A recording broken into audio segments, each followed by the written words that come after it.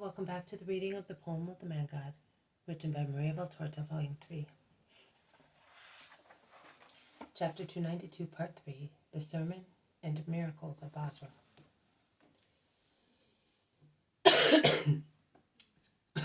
Excuse me. Jesus continues.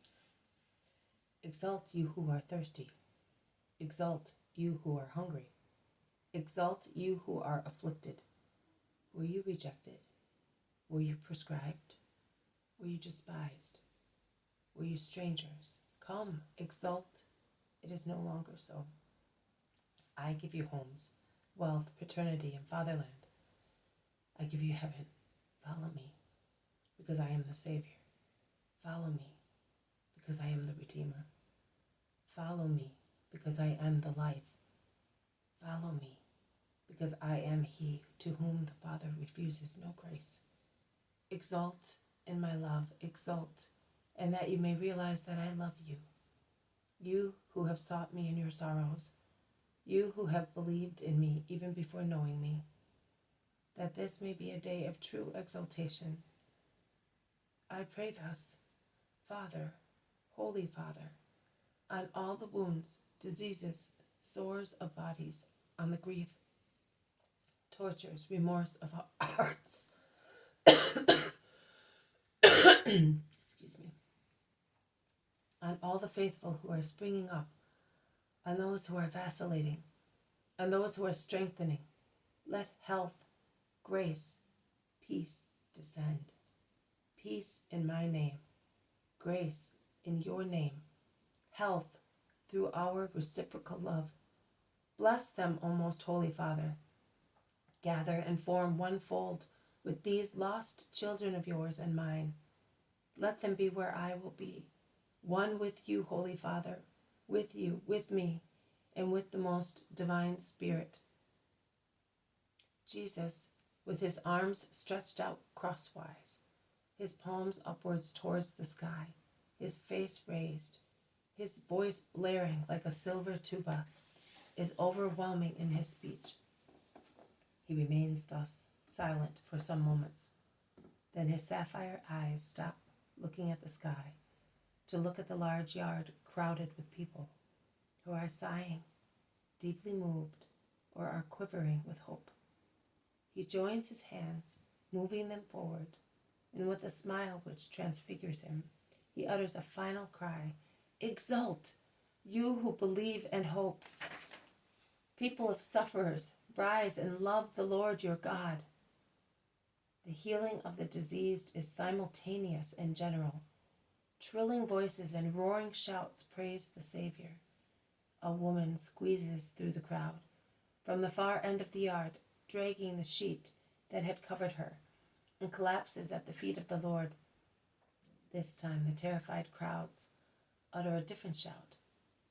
Mary, the leprous wife of Joachim, and they run in all directions. Be not afraid, she is cured. Contact with her can do you no harm, says Jesus, reassuring them. And he says to the prostrated female, Stand up, woman. You have been rewarded for your great hope, and you are forgiven for neglecting prudence towards your brothers. Go back home after the salutary ablutions. The woman, who is young and quite beautiful, stands up weeping. Jesus shows her to the crowds, who have come back and admire the miracle, shouting out of astonishment. Her husband, who adored her, had built a shelter for her at the end of his fields, and went to its border every evening, and gave her some food, weeping. She became infected through her pity, taking care of a beggar who did not say that he was a leper. But how did Mary, the good woman, come here?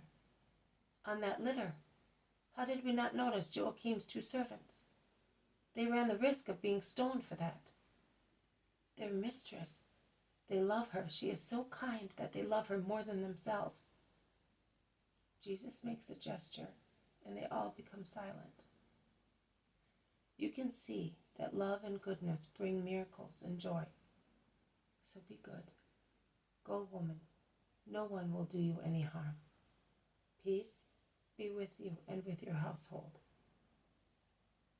The woman, followed by the servants who have burnt the litter in the middle of the yard, goes out, and many people follow her. Jesus dismisses the crowd after listening to some people, and he retires to the house, followed by those who were with him. "What words, Master! How transfigured you were! What a voice, and what miracles! Did you see the Pharisees flee? They went away like two creeping lizards immediately after the first words." The people of Bozrah and of all the villages here have a wonderful recollection of you. Mother, what do you say? I bless you, son, on their behalf and mine. Well, your blessing will follow me until we meet again. Why do you say that, Lord? Are the women leaving us? Yes, Simon. Tomorrow at daybreak, Alexander is leaving for Era. We will go with him as far as the road to Arbela, and we will then leave him.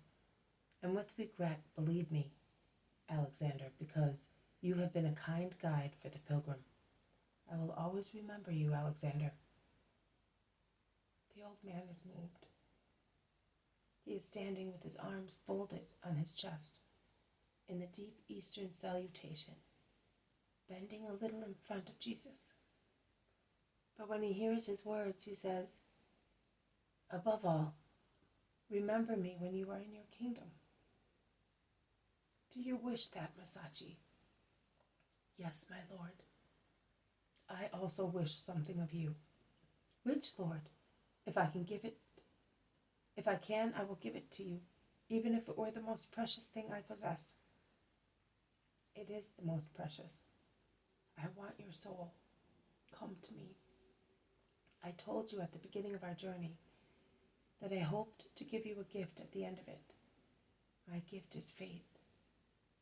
Do you believe in me, Masachi? I do believe, Lord. Then sanctify your soul, so that faith may not be for you not only an inert, but also a harmful gift. My soul is old, but I will endeavor to make it new, Lord. I am an old sinner. Absolve me and bless me, because as from this moment I am beginning a new life. I will take your blessing with me as the best escort in my journey towards your kingdom. Shall we ever meet again, Lord? Not on this earth, but you will hear of me and you will believe even more, because I will not leave you without evangelization. Goodbye, Masachi. We shall not have much time tomorrow to say goodbye to each other. Let us do so now, before taking our food together for the last time. He embraces and kisses him. The apostles and disciples also do so. The women greet him all together. But Masachi kneels down, almost in front of Mary, saying, "May your light of a pure morning star shine in my mind until my death. Until life, Alexander, love my son, and you will love me, and I will love you." Simon Peter asks, "But shall we be going from Arbela to Era? I am afraid we may be caught in bad weather. There is so much fog.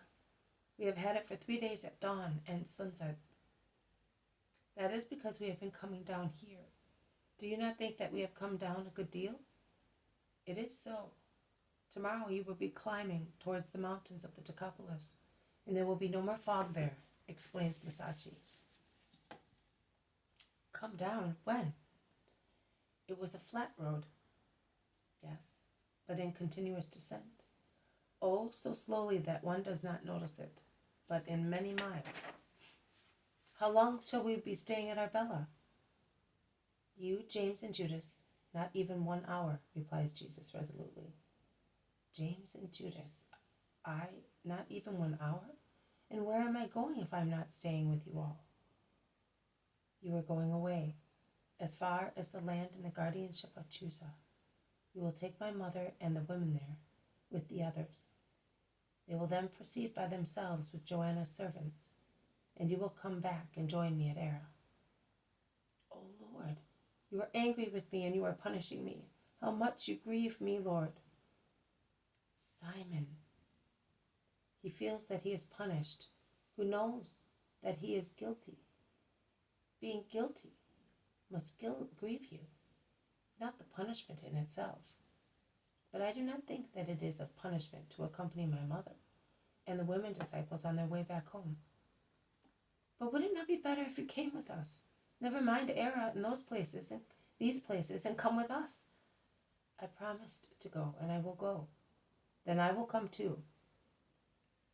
You will obey without complaining, as my brothers do. And if you meet some Pharisees, you are certainly not the most suitable to convert them. It is just because I will meet some that I want you, James, and Judas to go away with the women, and with John of Endor and Margium before Arbella. I see. All right. Jesus turns round to the women and blesses them one by one, giving each of them suitable advice. The Magdalene, unbending to kiss the feet of her Savior, asks, "Shall I see you again before I go back to Bethany?" "Most certainly, Mary. In the month of Ethanim, I will be on the lake."